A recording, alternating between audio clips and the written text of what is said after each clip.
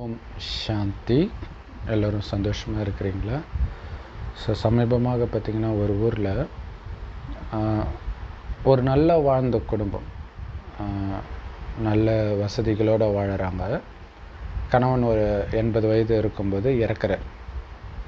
So இறந்த காரணத்தினால வேறு வழி இல்லாமல் மகனோடு அவங்க இருக்கிறாங்க. அவங்களுக்கு ஒரு மகன் ஒரு மகள் இருக்கிறாங்க. ஸோ அந்த கணவன் இறந்த அந்த துக்கத்தில் அவங்க பைத்தியமாயிடுறாங்க. அம்மாவுக்கு பைத்தியமானதை பார்த்து மகளுக்கும் பைத்தியம் பிடிச்சிடுது.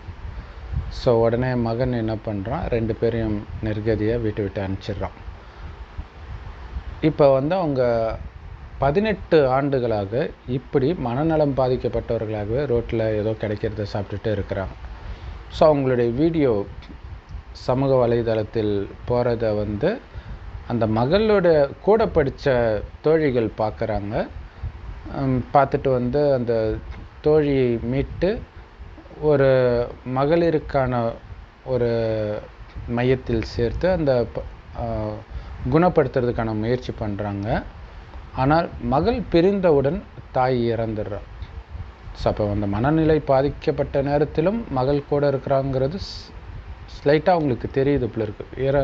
அவங்களும் இல்லைன்னும் போது அவங்க இன்னும் மனம் பாதிக்கப்பட்டு இறந்துடுறாங்க. ஸோ இது நியூஸில் வந்தது. ஆனால் நியூஸில் வராமல் இந்த மாதிரி நிறைய நடக்குது.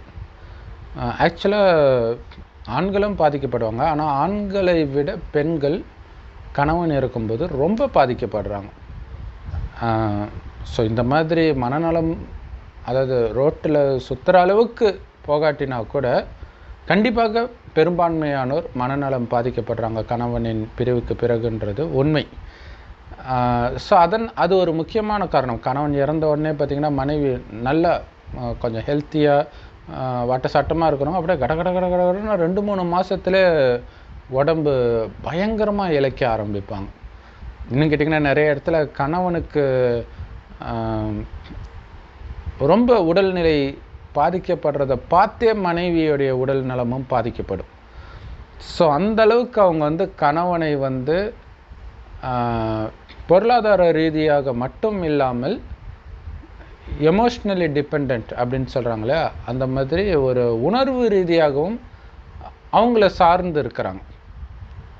ஸோ அப்போ கணவன் இல்லை அப்படின்னும் பொழுது அவங்களால அதை தாங்கிக்கவே முடியல. ஏன்னா அது மனைவிக்குமே பொருந்தும் இல்லையா? கணவன் மனைவியை பார்த்துக்கிற மாதிரியோ மனைவி கணவனை பார்த்துக்கிற மாதிரியோ மற்ற உறவுகள் பார்த்துக்காது. ஓகே, அப்பா அம்மா பார்த்துக்குவாங்க. அப்பா அம்மாவுக்கு அடுத்தபடியாக பார்த்திங்கன்னா இவங்க தான். அதுக்கப்புறம் மகனோ மருமகனோ இந்த அளவுக்கு பார்த்துப்பாங்களா அப்படிங்கிறது மிகப்பெரிய கேள்விக்குறி. ஏன்னா அவங்க குடும்பத்தை பார்க்குறதுக்கே அவங்களுக்கு டைம் இருக்காது. ஸோ அப்போ இதை அவங்க வெளிப்படுத்துகிற விதம், அந்த வார்த்தைகளை பிரயோகிக்கிற விதம் இவங்களை ரொம்ப பாதிக்கும். ஏன்னா ஏற்கனவே கணவன் இல்லாமல் ஒரு நிர்கதியாக இருக்கும்போது அந்த நேரம் அவங்களுக்கு ஆறுதல் தேவை. ஆனால் ஆறுதல் சொல்வதற்கு பதிலாக மகளின் வாயிலிருந்து வரக்கூடிய ஒவ்வொரு வார்த்தையும் ஈட்டி மாதிரி இருக்கிறது அவங்களால தாங்கிக்கவே முடியாது. ஸோ நிறைய பேர் வீட்டை விட்டே வெளில வந்துடுவாங்க.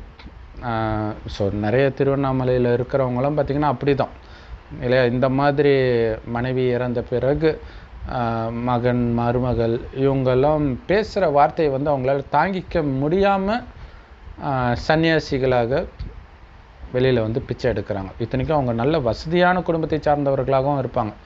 ஸோ ஆனாலும் இந்த வலியை தாங்கிக்க முடியாமல் அந்த சொத்தை அத்தனையும் உதறிட்டு வருவோம் அவங்க தயாராக இருக்கிறாங்க.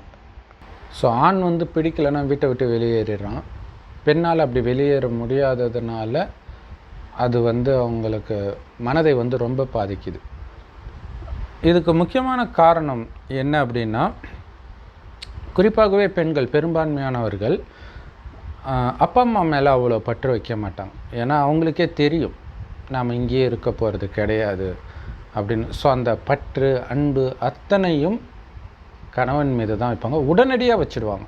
ஏன்னா அந்த அன்பு, அந்த நிச்சயம், இனி வாழ்க்கை ஃபுல்லாக இவங்க தான் அப்படின்னு அவங்க நினைக்கிறதுக்கு யாருமே கிடையாது திருமணம் ஆகிற வரைக்கும். ஏன்னா அவங்களுக்கு தெரியுது இவங்களை விட்டு நம்ம வெளில வந்துடுவோம் அப்பா அம்மா விட்டுன்ட்டு. ஸோ அப்போ அந்த கணவன் கிடைச்ச உடனே அவங்க வந்து அப்படி ஒரு அன்பு பற்று எல்லாமே வைக்கிறாங்க, நம்பிக்கை வச்சிடுறாங்க. ஸோ அதனால தான் திடீர்னு கணவன் வந்து அந்த நம்பிக்கைக்குரியவனாக இல்லாத பொழுதே நிறைய பெண்கள் வந்து மனநலம் பாதிக்கப்பட்டவர்களாக மாறிடுறாங்க. நம்பிக்கைக்குரியவனாக இருக்கும்பொழுது அவங்க ஏதோ ஒரு காரணத்தினால, கொரோனா மாதிரி காரணத்தினால சீக்கிரமாக இறக்கும் பொழுதும் அவங்க பயங்கரமாக மனநலம் பாதிக்கப்பட்டவர்களாக மாறிடுறாங்க. ஸோ அதே மாதிரி தன் வாழ்க்கையின் அடுத்த கட்ட நம்பிக்கையாக தன்னுடைய மகனை நினைக்கிற காரணத்தினால மகன் இறந்துட்டான் அப்படின்னா கணவனை விட மனைவி வந்து அதிகமாக பாதிக்கப்படுறாங்க. ஸோ குறிப்பாக மாமியார் மருமகளுக்கு பிரச்சனை வர்றதுக்கு முக்கியமான காரணம் என்னென்னா, அந்த நம்பிக்கை யார் மீது வச்சுருக்கிறாங்களோ அவங்க நம்மை விட்டு போயிடுவாங்களோ அப்படிங்கிற அந்த பயம்தான் மருமகள் மீது அவங்க எரிஞ்சு விழுறது, இந்த மாதிரி விஷயங்கள்லாம் நடக்குது. ஆனால் உண்மை என்னென்னா, எந்தவித கேரண்டியும் கிடையாது இல்லையா? கணவன் வந்து தீர்க்க சுமங்கலி அப்படிங்கிறாங்களே, அதாவது கடைசி வரை இந்த பெண் உயிரோடு இருக்கிற வரைக்கும் கணவன் உயிரோடு இருப்பான் அப்படிங்கிறதுக்கு எந்த விதமான கேரண்டியும் கிடையாது. ஆக்சுவலாக மனைவியை விட கணவன் வயதானவனாக வேறு இருப்பான் ஜென்ரலாக.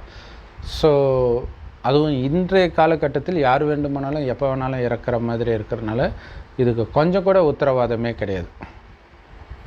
ஸோ அதே மாதிரி தான் குழந்தையும் இல்லையா? நமக்கு பிறகு தான் நம்முடைய குழந்தை இறப்பாங்கன்றதுக்குள்ளும் இப்போ கேரண்டியே கிடையாது. ஸோ இது இல்லாமல் கணவனே வந்து நம்பிக்கைக்குரியவனாக இருப்பானா, அதுக்கும் கேரண்டி கிடையாது. இன்றைக்கி திரும்புகிற பக்கமெல்லாம் கள்ளத்தொடர்பு இருக்கிற காரணத்தினால அப்படி முழுசாக நம்பவும் முடியாது. ஆனாலும் பெண்கள் நம்ப தான் செய்கிறாங்க. ஏன்னா வேறு யாரை நம்புறது? ஸோ அப்படி அவங்க நம்பிட்டு இருக்கிறாங்க. இந்த நேரத்தில் கணவன் இறக்குறான் அப்படின்னா அது சின்ன வயசில் மட்டும் இல்லை, எவ்வளவு வயதாகி இறந்தாலும் அதை தாங்க முடியாதவர்களாகத்தான் பெண்கள் இருக்கிறாங்க. ஸோ அதனால தான் நம்ம சொன்ன உதாரண மாதிரி அவங்க ஒரு பைத்தியம் அளவுக்கு மனநலம் பாதிக்கப்படுறாங்க. ஸோ இன்னொரு முக்கியமான விஷயம், இது வரைக்கும் யாருமே டிஸ்கஸ் பண்ணாத ஒரு விஷயம் என்ன அப்படின்னா, கள்ளத்தொடர்புக்கு நிறைய காரணம் சொல்லப்பட்டாலும் அதில் ஒரு முக்கியமான காரணம் என்ன அப்படின்னா, இந்த பயமும் ஒரு காரணம். நாளைக்கு கணவன் இறந்துட்டா, மனைவி இறந்துட்டா, நம்ம தனியாக ஆகிடக்கூடாது அப்படிங்கிறதுக்காக சின்ன வயசில் லவ் பண்ணவங்களோ யாரோ ஒருத்தங்களோட அவங்க மீண்டும் தொடர்பு வச்சுக்கிறதுக்கு அது ஒரு முக்கியமான காரணமாக இருக்குது. இறந்துட்டால் நமக்கு யாராவது வேணும், குறைஞ்சபட்சம் அந்த எமோஷ்னல் சப்போர்ட்டுக்காச்சும் தேவை அப்படின்னு நினைக்கிறாங்க. ஆனால் அப்படி நீங்கள் யாரை பிடிக்கிறீங்களோ கள்ளத்தொடர்பில், அவங்க மட்டும் கடைசி வரைக்கும் உயிரோடு இருப்பாங்கன்னு எந்த கேரண்டியும் கிடையாது. ஆக்சுவலாக உங்கள் கணவன் அல்லது மனைவிக்கு முன்னாடியே கூட அவங்க இறந்துருவாங்க. அப்போ என்னென்னா, கணவன் அல்லது மனைவி உயிரோடு இருக்கும்போதே அந்த கள்ளத்தொடர்பில் இருந்தவர்கள் இறந்ததே உங்களை பயங்கரமாக பாதிக்கும். ஸோ அந்த மாதிரி நிறைய பேர் இருக்கிறாங்க. நல்லதே நினை, நல்லதே நடக்கும், எனக்கு நல்லது மட்டும்தான் நடக்கும் அப்படின்னு நினைக்கிறதும், அந்த கெட்டதை பற்றி நினைக்கிறத கூட அபசகனமாக நினைக்கிறது ஒரு முக்கியமான காரணம் இந்த பாதிப்புக்கு. ஏன்னா மரணம் என்பது கண்டிப்பாக எல்லோருக்கும் வரும். அது எப்போ வரும்ன்றது மட்டும்தான் தெரியாது. அதே மாதிரி ஏமாற்றம், ஏதோ ஒரு காரணத்தினால ஏமாற்றம், துரோகம், இதையெல்லாம் நம்ம ஒரு காலகட்டத்தில் சந்தித்தே ஆகணும். அப்போ எல்லாமே கரெக்டாக தான் நடக்கும் அப்படின்னு நீங்கள் நம்புகிறதே, அந்த மாதிரி ஒரு ஏமாற்றம் அல்லது மரணம் வரும்போது உங்களுக்கு பேரிடியாக வந்து விழும். ஏன்னா அதுக்கு நீங்கள் உங்களை கொஞ்சம் கூட தயார்படுத்திக்கல இல்லையா? நல்லதே நடக்கும்னே நீங்கள் நினச்ச காரணத்தினாலே அது நடக்காமல் போகும்போது எல்லா விதத்திலும் பொருளாதார ரீதியாகவும் உணர்வு ரீதியாகவும் உங்களை நீங்கள் கொஞ்சம் கூட தயார்படுத்திக்காதது உங்களுக்கு வந்து மிகப்பெரிய பாதிப்பை உருவாக்கும் மன ரீதியாக. ஸோ எனக்கு நல்லதே நடக்கும் அப்படின்னு நினைக்கிறதுக்கும் நடப்பதெல்லாம் நன்மைக்கே அப்படின்னு நினைக்கிறதுக்கும் மிகப்பெரிய வித்தியாசம் இருக்குது இல்லையா? நமக்கு என்ன வேணாலும் நடக்கலாம், ஆனாலும் அதில் நன்மை கண்டிப்பாக இருக்கும் அப்படின்னு நினைக்கிறதுக்கு தான் உங்களுடைய மனதை பழக்கப்படுத்தணும் இல்லையா? எது நடந்தாலும், உதாரணத்துக்கு வந்து எனக்கு தெரிஞ்ச ஒரு வயசான அம்மா, அவங்களுடைய கணவர் வந்து திடீர்னு நடந்துட்டு இருக்கும்போது அப்படியே டரக்குன்னு சவுண்டு கேட்குது. அப்போ பார்த்திங்கன்னா அந்த முதுகு எலும்பு முறிஞ்சு இறக்குறேன். ஸோ அப்போ அழுதாங்க, எல்லாம் ஓகே. இறந்து ஒரு 2-3 நாள் கழித்து அவங்க வீட்டுக்கு போகும்போது அந்த அம்மா சொன்னதுன்னா, நல்ல வேளை அவர் இறந்துட்டார், ஏன்னா அப்படியே இழுத்துட்டு இருந்தாருன்னா எனக்கே நிறைய வியாதி இருக்குது, அவரை வந்து பார்த்துக்கவே முடியாது அப்படின்னாங்க. ஸோ அப்போ பாருங்களா, இது வந்து மோசமான விஷயந்தான். ஆனால் ஒருவேளை அவர் உயிரோடு இருந்திருந்தால் இதைவிட மோசமாக இவங்க துக்கத்தை அனுபவிக்க வேண்டி இருக்கும் அப்படிங்கிறத டக்குன்னு உணர்றாங்க பாருங்க. ஸோ இதில் இன்னொரு முக்கியமான விஷயம், அவங்க இதனால் பெருசாக பாதிக்கப்படாததுக்கு, கணவனை நம்பி அவங்க குடும்பம் நடக்கலை, பிள்ளைகளை நம்பி நடக்குது. கணவன் வந்து கம்மன் தான் இருக்கார் வீட்டில், சின்ன வயசில் விவசாயம் இதெல்லாம் பண்ணியிருக்கிறாரு. பட் அந்த வயசில் வந்து 2 பேருமே கம்மன் தான் வீட்டில் இருக்கிறாங்க. ஸோ அப்போ பிள்ளைகளை நம்பி இருந்ததுனால பொருளாதார ரீதியாக கணவன் இறந்தது அவங்களுக்கு எந்த விதமான பாதிப்பையும் ஏற்படுத்தலை. ஸோ ஏன்னா பொருளாதார ரீதியான பாதிப்பு வந்து கண்டிப்பாக மனசையும் பயங்கரமாக பாதிக்கும். ஸோ அப்போ இல்லையா, இப்போ ஒரு வண்டி வாங்கினா அதுக்கு இன்சூரன்ஸ் போடுற மாதிரி இதற்கும் இன்சூரன்ஸ் போட வேண்டியது ரொம்ப முக்கியமான விஷயம் இல்லையா. கணவனை நம்பி அந்த குடும்பம் நடக்குது அப்படின்னா லைஃப் இன்சூரன்ஸ் எடுத்துட்டாங்க அப்படின்னா, ஸோ அப்படி இறக்கும் பொழுது வரக்கூடிய மிகப்பெரிய தொகை வந்து அவங்களுக்கு வாழ்நாள் ஃபுல்லாகுமே ஒரு சேஃப்டியை கொடுக்கும். ஸோ அதை வந்து அவங்க எஃப்டியில் போட்டு இந்த மாதிரி பண்ணலாம், அல்லது அதை மூலதனமாக வச்சு ஏதாவது சிறு தொழில் தொடங்கலாம், அல்லது இவங்க ஒரு வேலைக்கு போகிற வரைக்கும் அவங்களுக்கு வந்து ஒரு பயம் இல்லாமல் இருக்கும் பண ரீதியாக. ஸோ அடுத்தது மன ரீதியான பாதிப்பு, அதிலிருந்து தப்பிக்கிறதுக்கு அதற்கான காரணம் என்ன அப்படின்னு யோசிச்சிங்கன்னா, அவங்க மேலே வச்ச அதிகப்படியான நம்பிக்கை. அவங்க என்ன கடவுளாக எந்த நேரமும் அவங்க கூடவே இருக்கிறதுக்கு தற்காலிகமாக உங்கள் வாழ்க்கையில் வந்த ஒரு உறவு தான், நடுவில் வந்த உறவு, நடுவில் கண்டிப்பாக போய் தான் ஆகணும். ஒன்று அவங்க போவாங்க அல்லது நீங்கள் போவீங்க. ஸோ அதுக்கு தான் உங்களுடைய அந்த அன்பை அழியக்கூடிய மனிதர் மீது வைப்பதற்கு பதிலாக அழிவற்ற கடவுள் மீது வைக்கணும். குறிப்பாக பெண்களுக்கு வந்து பக்தி ரொம்ப ரொம்ப முக்கியம். ஆனால் இன்றைய காலகட்டத்தில் பெண்களே நாஸ்திகவாதிகளாக மாறிட்டாங்க. ஸோ அப்போ அதற்கான பாதிப்பும் அவங்களுக்கு ரொம்ப ரொம்ப அதிகமாக இருக்கும். ஸோ நாஸ்திகவாதியாக ஆகாத பெண்கள் கூட சினிமா, டிவி சீரியல் இந்த மாதிரி விஷயத்துக்கு அடிக்ட் ஆன காரணத்தினால அதிகமாக பக்தி செய்கிறதில்லை. அதாவது அந்த பக்தியில் கடவுளுக்குத்தான் முதலிடம், கணவனை விட அப்படிங்கிற நிலைக்கு அவங்க போகிறது கிடையாது. ஸோ அப்படி போயிருந்தால் கணவன் இறந்தாலும் அவங்களுக்கு பாதிப்பை ஏற்படுத்தாது. ஏன்னா நடக்கிற அனைத்துக்கும் கடவுள் காரணங்கிறத அவங்களால உணர முடியும். கடவுளுக்கு மட்டுமே முக்கியத்துவம் கொடுக்கும் பொழுது, அப்போ கணவன் மூலமாக எனக்கு உதவி செய்கிறார் அப்படிங்கிற உணர்வு தான் இருக்கும். ஸோ அப்போ உதவி செய்கிறது கடவுள், கணவன் போயிட்டாலும் வேறு யார் மூலமாவது எனக்கு உதவி கிடைக்க தான் போகுது, அன்பு கிடைக்க தான் போகுது அப்படிங்கிறது, கடவுளை மட்டுமே உங்களுடைய வாழ்க்கையில் ஒரு அங்கமாக, கடவுளே உங்களுக்கு உலகமாக இருந்தால், கணவன் இறந்தால் மட்டுமில்லை, உங்கள் குழந்தை அல்லது யார் இறந்தாலும் உங்களுக்கு அது பெருசாக பாதிப்பை ஏற்படுத்தாது. ஆக்சுவலாக ரொம்ப பக்காவாக உண்மையிலே அனைத்தையும் மறந்து கடவுள் மட்டுமே உலகம் வாழ்ந்தால் யாருடைய மரணமும் உங்களுக்கு சின்ன பாதிப்பை கூட ஏற்படுத்தாது, எந்த மாற்றத்தையும் ஏற்படுத்தாது.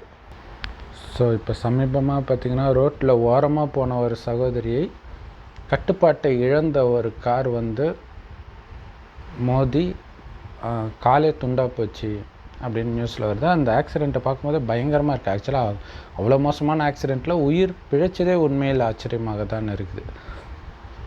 ஸோ இதை பெரும்பான்மையானவர்கள் வந்து கண்டிப்பாக ரோட்டில் நடக்கும் பொழுது அல்லது வண்டி ஓட்டும்போது ரொம்ப ரொம்ப ரொம்ப ஜாக்கிரதையாக தான் ஓட்டுறோம் இல்லையா. அலட்சியமாக பெரும்பான்மையானவர்கள் ஓட்டுறது கிடையாது. பட் ஒரு சிலர் இருக்கிறாங்க அலட்சியமாக இருக்கிறவங்க, பட் பெரும்பான்மையானவர்கள் அப்படி இருக்கிறது கிடையாது. ஆனால் அப்படி இருக்கக்கூடிய கவனம் கொடுப்பவர்களுக்கே ஆக்சிடெண்ட் நடக்க தான் செய்யுது, மரணம் கூட வரதான் செய்யுது. அப்போ நாம் வந்து அந்த ரோட்டில் கவனம் கொடுக்குறோம்பாங்க, நம்ம மேலே எந்த வாகனமும் வந்து இடிச்சிடக்கூடாது, நம்மை நம்பி ஒரு குடும்பம் இருக்குது அப்படின்னு ஒரு பயத்தோடு கவனத்தோடு நம்ம ரோட்டில் நடக்கிறோம் பார்த்திங்களா. ஆனால் நமக்கு வந்து நேரம் சரியில்லைன்னா பாவக்கணக்கு இருந்தால் நீங்கள் எங்கே போய் ஒளிஞ்சாலும் அந்த கர்மா நம்மை தொடரவே செய்யும். அப்போ நம்ம இதற்கு கவனம் கொடுக்கணும் தான், ஆனால் இதை விட அதிகமாக கவனத்தை கர்மா செய்வதில் கொடுக்கணும். எந்த விதத்திலும் தெரியாமல் கூட நம்ம செய்யக்கூடிய கர்மா, அதாவது காரியம் பாவக்காரியமாக ஆகிடக்கூடாது. மற்றவர்களுடைய சாபத்தை வாங்கி கொடுக்கக்கூடிய காரியமாக மாறிடக்கூடாது. மற்றவர்களின் ஆசீர்வாதத்தை வாங்கி கொடுக்கக்கூடிய காரியத்தை தான் செய்யணும். நீங்கள் செய்கிற ஒவ்வொரு காரியத்திலும் மற்றவர்களுடைய ஆசீர்வாதத்தை வாங்கியே ஆகணும் அப்படிங்கிற லட்சியம் வைக்கணும். ஸோ நம்ம அப்பா அம்மா காலில் விழுறோம், அவங்க வந்து நல்லா இருப்பான்ட்டு ஆசீர்வாதம் பண்ணுவாங்க. ஆனால் ரோட்டில் போகிறவங்க எல்லார் காலிலும் விழ முடியாது. ஆனாலும் அவங்களுடைய ஆசீர்வாதம் முக்கியம் இல்லையா? நீங்கள் ஆஃபீஸில் வேலை செய்கிற இடத்துல, படிக்கிற இடத்துல எல்லாருடைய ஆசீர்வாதமும் முக்கியம்.